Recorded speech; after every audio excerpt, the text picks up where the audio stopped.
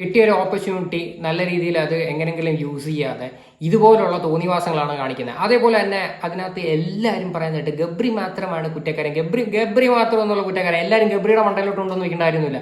ഇവളും കുറ്റക്കാരിയാണ്. ഇവളാണ് ഇതിനകത്ത് മെയിൻ ആയിട്ടുള്ളത്. ഇവളാണ് ഈ കടിയും ഇതൊക്കെ സ്റ്റാർട്ട് ചെയ്തത്. അപ്പൊ അവനും ഒരു മനുഷ്യനാണ്. അവന് സ്വാഭാവികമായിട്ട് വീണായിരിക്കും. അവനെ മാത്രം ഈ ഒരു വിഷയത്തിൽ കുറ്റപ്പെടുത്തരുത്. ഇവളെയും കൂടെ ചേർത്തിട്ട് ഈ ഒരു വിഷയത്തിൽ പറയാം. കാര്യം എനിക്ക് ഇതിനകത്ത് ഏറ്റവും കൂടുതൽ നമുക്ക് എല്ലാവർക്കും ട്രിഗർ ചെയ്യുന്നത് ഒരു റിലേഷനിൽ ആയിരിക്കുമ്പം ഇതിനകത്തൊരു പബ്ലിക് പ്ലാറ്റ്ഫോമിൽ ചെന്ന് ഇങ്ങനെ കാണിക്കുമ്പോൾ അവർ കൊച്ചുകുട്ടികളല്ല. അവർക്ക് അറിയത്തില്ല ഇത് പുറത്ത് വന്നാൽ എങ്ങനെ ആയിരിക്കും എന്നൊന്നും. ഇവർക്ക് ഒരു ബോധമില്ലാതാണ് ഇവരെല്ലാവരും രണ്ടുപേരും പെരുമാറിക്കൊണ്ടിരുന്നത്. അപ്പൊ ഇവർ രണ്ടുപേരുടെ ഭാഗത്ത് ഇവരുടെ തെറ്റുണ്ട്.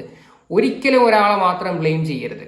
കാര്യം അവളിപ്പോൾ ഈ കാണിച്ചേക്കുന്ന പരിപാടിയിൽ മുഴുവനും അനുഭവിച്ചുകൊണ്ടിരിക്കുന്നത് അഫ്സലും ഈ പറയുന്ന അവളുടെ വീട്ടുകാരുമാണ്. ഇത് തന്നെ ഞാൻ പറയത്തുള്ളൂ. അവരുടെ വീട്ടുകാരുടെയൊക്കെ സിറ്റുവേഷൻ ഉണ്ടല്ലോ, എനിക്കത് പറയാൻ പറ്റാത്തൊരു സിറ്റുവേഷനാണ്. വളരെ ബാഡ് സിറ്റുവേഷനാണ്. പ്രത്യേകിച്ച് അവരുടെ വാപ്പയൊക്കെ ഉണ്ടല്ലോ. എന്നിട്ട് അവൾ വന്നിരുന്ന് ഡയലോഗ് അടിക്കുന്നുണ്ടായിരുന്നു ഇപ്പം കുറച്ച് മുന്നേ രാത്രിയിൽ.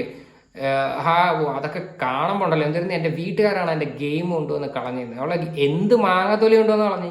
അവളീ കാണിക്കുന്ന തോന്നിയവസം വിളിച്ച് പറഞ്ഞതാണ് കുഴപ്പം ഇനിയിപ്പോൾ ആ പുള്ളിയുടെ മണ്ടലോട്ട് കയറുന്നത്. അവളീ കാണിക്കുന്ന ഇപ്പോൾ അവിടെ കിടന്ന് കെട്ടിപ്പിടിക്കുന്നു, അവൾ കൈ കടിക്കുന്നു കാണുമ്പോഴത്തേക്ക് സ്വാഭാവികമായിട്ട് വീട്ടുകാർ ആരായാലും പ്രതികരിച്ചു പോകും.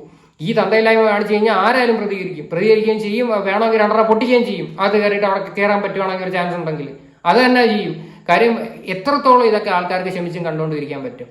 നമ്മൾ ഈ സദാചാരം പറയുക, ഒരു പ്രോഗ്രസീവ് തോട്ട്നെസ് അങ്ങനെ അതിനെല്ലാം ഒരു പരിധിയുണ്ട്.